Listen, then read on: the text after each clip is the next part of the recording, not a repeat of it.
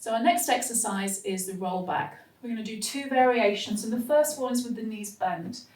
This exercise is great for building abdominal endurance and for stability and mobility in the spine.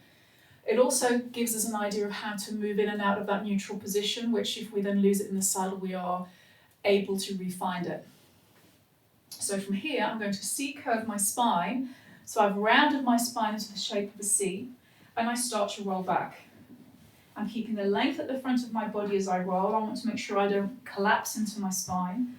And I'm going to go as far back as my arms can stay straight. Then from here, I breathe in. And as I exhale, I keep the length in my body as I curl back up. When my shoulders are back over my hips, I lengthen back up to that neutral vertical spine.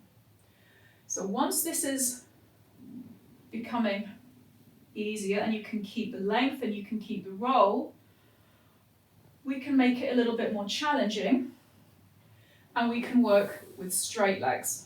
We bring the arms up, you can flex or point the feet. Now again, we C-curve the spine. So remember, it's not a collapse, you want to maintain the length of the spine. We start to roll back with control, opening the front of the hip. We lay the spine all the way down, the head is last, and the arms go back. Then we bring the arms back forward, and remember the curl up we did, we lift the head and the chest, and we stretch the spine back up into that C curve. If you want to, you can then lengthen back to neutral. C curve again, see if you can find any extra length in the spine. And as you exhale, roll to the mat with control.